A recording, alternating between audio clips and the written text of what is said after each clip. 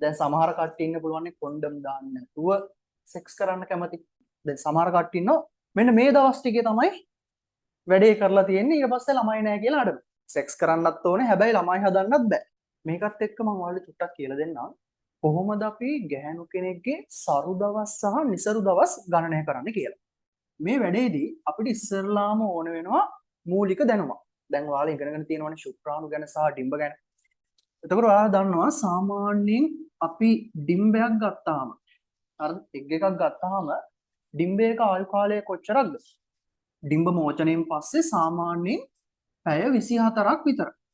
ඒ වගේම ශුක්‍රාණුවක් ගත්තොත් එහෙම ශුක්‍රාණු ස්ත්‍රී ප්‍රජනක පද්ධතිය තුලදී දවස් 4ක් 5ක වගේ ආයු කාලයක් එයාට තියෙනවා. සරු දවස් සහ නිසරු දවස් හරියටම ගණන් කරන්න පුළුවන් වෙන්නේ සාමාන්‍යයෙන් රෙගියුලර් සයිකල් එකක් තියෙනවා නම් විතරයි. මෙන්ස්ට්‍රුවල් සයිකල් එක රෙගියුලර් නම් විතරයි.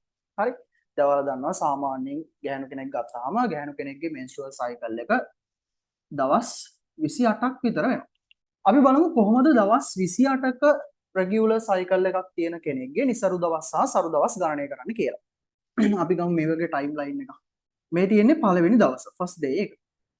දැන් ඔයාලට ප්‍රශ්නයක් තියෙනවා මොකක්ද මේ ෆස්ට් ඩේ එක කියන්නේ කියලා.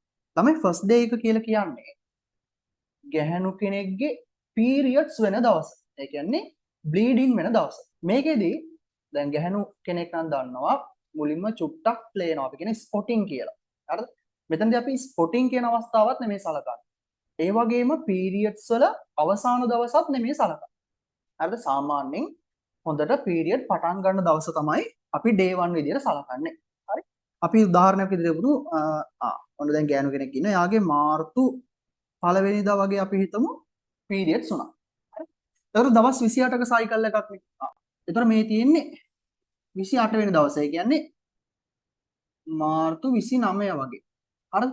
ඒ කියන්නේ එයාගේ ඊළඟ පීරියඩ්ස් පටන් ගන්න දවස. එහෙම නැත්නම් ඊළඟ බ්ලීඩින් වෙන පටන් ගන්න දවස තමයි ඕක. එතකොට මෙතන ගත්තාම දවස් 28ක කාල සීමාවක් අපිට දකින්න හම්බ වෙනවා. එතකොට මේකෙන් අපි ඉගෙන ගත්ත සාමාන්‍ය 14 වෙනි දවසේ තමයි ඔවියුලේෂන් එක. එහෙම නැත්නම් ඩිම්බ මෝචනය කියන ක්‍රියාවලිය සිද්ධ වෙන්නේ. එතකොට අපි කොහොමද මේක ගණනය කරන්නේ?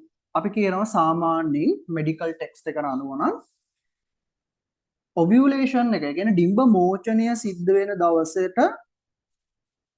දවසේ ඉඳලා දවස් 4ක් 5ක් විතර කලින් සහ ඒ දවසට පස්සේ දවස් 3ක් විතර හරිද ගැහැණු කෙනෙක්ගේ සරු දවස් කියලා. එතකොට මෙන්න මේ කාලයේ ඇතුලේ සෙක්ස් කරොත් එහෙම යාළුට ළමයෙක් හම්බෙන්න තියෙන chance එක වැඩි. හරි? එතකොට දැන් සමහර කට්ටිය ඉන්න පුළුවන් කොන්ඩම් දාන්න නැතුව සෙක්ස් කරන්න කැමති. හරි? කොන්ඩම් දාන්න කැමති නැත්නම් ප්‍රොසෙප්ෂන්.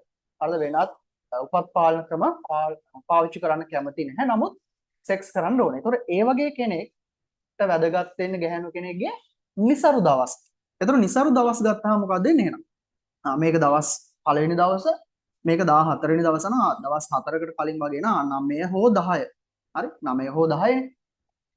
ඒතකොට මෙන්න මේ කාලය අපි සලකනවා සේෆ් පීරියඩ් එකක් විදිහට. හරි? ඒ වගේ මෙතනින් පස්සේ කියන්නේ මේ 17 වෙනි දවසනේ.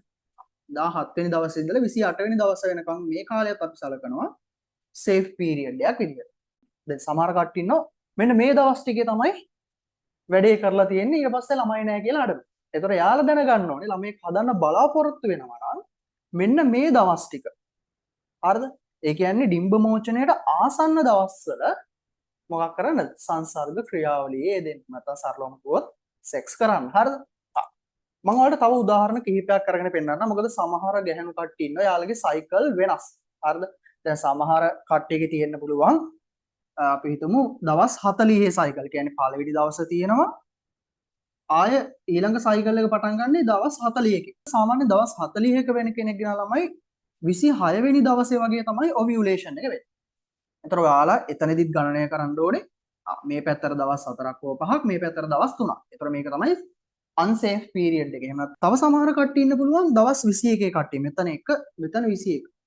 ඒ කට්ටියගේ සාමාන්‍යයෙන් දවස් 7 වෙනි දවසේ වගේ ඔවියුලේෂන් එක සිද්ධ වෙන්න පුළුවන්. කියන්නේ ඩිම්බ මෝචනය සිද්ධ වෙන්න පුළුවන්. ඒතර එතනදිත් මේ පැත්තට දවස් 4ක් 5ක් එකතු කරගත්තා. මේ පැත්තට දවස් 3ක් එකතු කරගත්තා.